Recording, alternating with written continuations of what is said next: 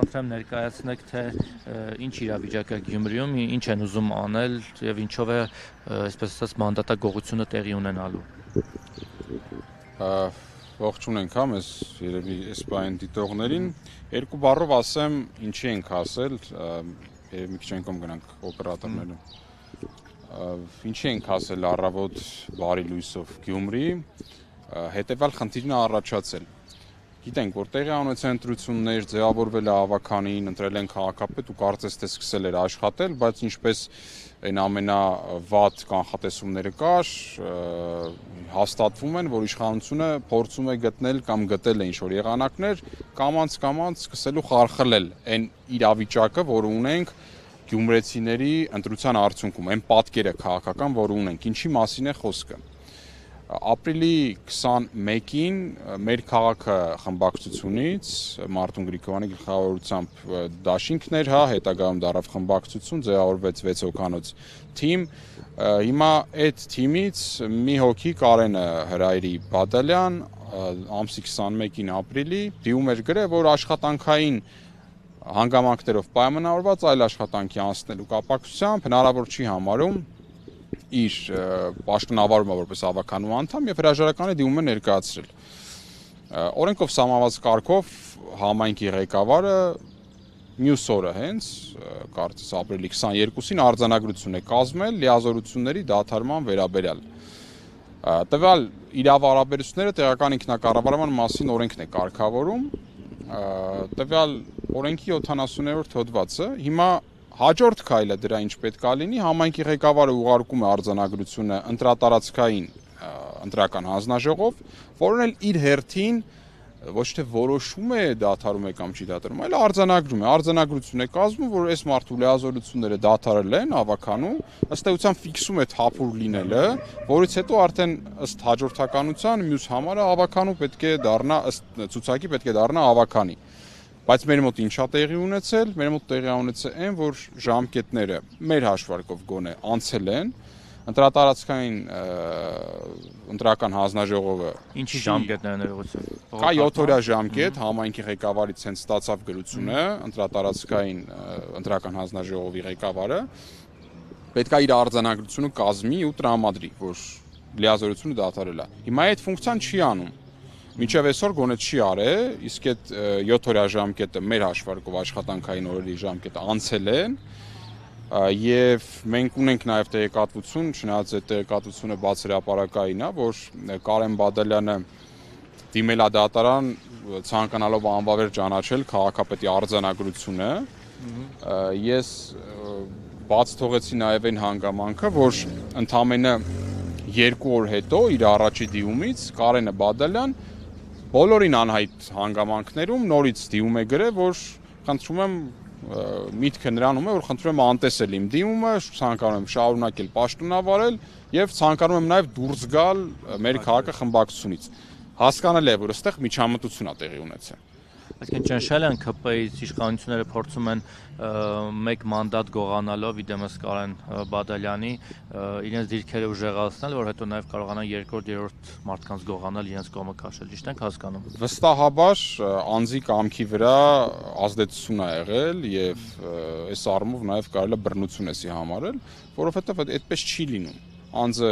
մի օր գալիս է քաղաքապետարանի չափ բռնություն չի, բայց էլի բռնություն է։ Հոգեբանական իմաստով նկատի ունեմ, ոչ ֆիզիկական, բայց այդպես չի լինում։ Անձը 21-ին ապրիլի հրաժարական է տալիս, հրաժարվում է իր մանդատից, բերում է ինչ-որ պատճառներ եւ ընդամենը 2 օր հետո ասում է, չէ, փոշմանեցի, բացի այն որ փոշմանեցի, նաեւ հայտարարում եմ, որ անկախ ավականի եմ այսուհետ դառնում ճակերտների մեջ, գիտենք որ անկախ ոչ ավականներ են լինում, ոչ падգամավորներ բնության մեջ։ Ուզում է դառնալ ավականու անկախ անդամ, որ հետո ինչ է կարծում հաջորդ սցենարով ԿՊ-ի կողմը անցնի։ Այո, մեկ տրամաբանություն կա այդ անազորի սցենարն է, փոկված անկախ падգամավոր կամ ավականիները, տվյալ դեպքում ավականին կարա ընդամենը մեկ շահի ծառայի, դա իշխանության շահն է։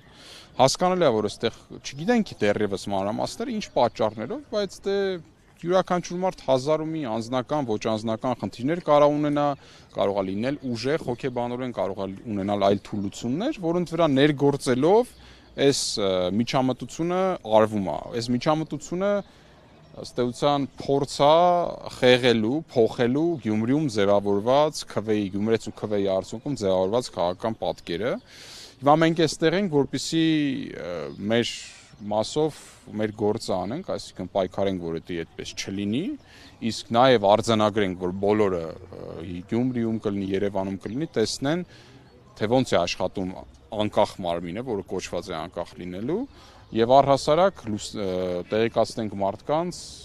այս բոլոր խախտումների վերաբերյալ։ Իհարկե փորձելով դրանք կանխել, ինչքանով որ մեր ուժերի մեջ դրանք կլինի։ Պարոն Հակոբյան, կանխատեսելի չէր արդյոք, որ ԿՊ-ն նմանատիպ գործելավոճ Գյումրիում նաև կորդեգրի, որովհետև մյուս համայնքներում այդ փորձը ունենք, հա, Վանաձորում, Փարաքարում, Ալավերդիում, այլ համայնքներում, որտեղ որ պարտվել է ԿՊ-ն, փորձել է այսպես մարդագողությամբ փորձել